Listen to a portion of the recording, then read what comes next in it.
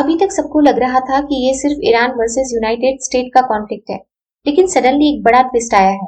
Reports के according Donald Trump ने warning दी है कि अगर चाइना ईरान को वेपन्स सप्लाई करता है तो उसे बिग कॉन्सिक्वेंसेस फेस करने पड़ेंगे। अब सवाल ये है, क्या चाइना सच में सीक्रेटली इन्वॉल्व है या ये सिर्फ पॉलिटिकल प्रेशर गेम है? आज हम इसी का फुल ब्रेकडाउन करेंगे, फैक्ट्स के साथ, विदाउट हाइप। सबसे पहले समझते हैं कि एक्चुअल में हुआ क्या है।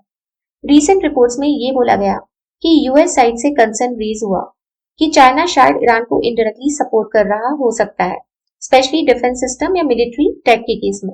इसी कॉन्टेक्स्ट में डोनाल्ड ट्रंप ने एक स्ट्रॉन्ग स्टेटमेंट दिया। उन्होंने क्लियरली वार्न किया कि अगर चाइना ने ईरान को वेपन्स दिए तो उसे सीरियस कॉन्सिक्वेंसेस फेस करने पड़ेंगे। लेकिन ध्यान देने वाली बात यह है, ये एक वार्निंग है, एक रिएक्शन है रिपोर्ट्स पर। ये कोई कंफर्म प्रूफ नहीं है कि चाइना ऑलरेडी वेपन सप्लाई कर रहा है। अब यहाँ सबसे इंपॉर्टेंट चीज क्लियर कर लेते हैं। अभी तक कोई भी पब्लिकली वेरीफाइड एविडेंस नहीं है जो ये प्रूव करे कि चाइना एक्टिवली ईरान को वेपन्स दे रहा है इस कॉन्फ्लिक्ट में। और दूसरी साइड, चाइना ने ऑफिशियली ऐसे किसी इन्वॉल्वमेंट को डिनाई किया है। मतलब सिचुएशन क्या है? क्लेम्स हैं, कंसर्न्स हैं, लेकिन कंफर्म्ड प्रूफ नहीं है। और जियोपॉलिटिक्स में ये काफी कॉमन होता है। अब थोड़ा बैकग्राउंड समझना जरूरी है। चाइना और ईरान के रिलेशंस नए नहीं है। चाइना ईरान से लार्ज अमाउंट में ऑयल इंपोर्ट करता है। दोनों कंट्रीज के बीच लॉन्ग टर्म स्ट्रेटेजिक एग्रीमेंट्स भी हैं। ट्रेड और इकोनॉमिक टाइज काफी स्ट्रांग है।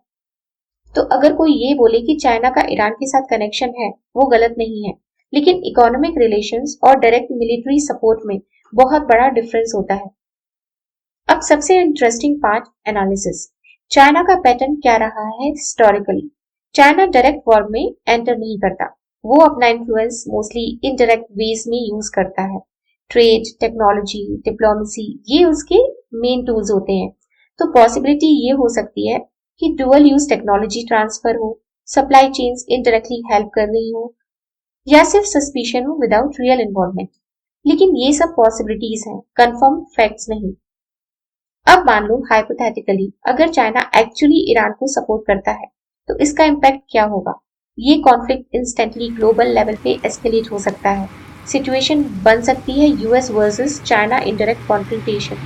अलायंसेस एक्टिवेट हो सकते हैं। मिडिल ईस्ट का कॉन्फ्लिक्ट एक ग्लोबल पावर स्ट्रगल बन सकता है। और इसी वजह से यूएस इतना सेंसिटिव रिएक्ट कर रहा है। एक और एंगल भी है जो इग्नोर नहीं करना चाहिए। क्या ये सिर्फ पॉलिटिकल प्रेशर टैक्टिक हो सकता है? यूएस पब्लिकली वार्निंग दे रहा है ताकि चाइना किसी भी पॉसिबल इन्वॉल्वमेंट से पहले ही बैक ऑफ कर जाए।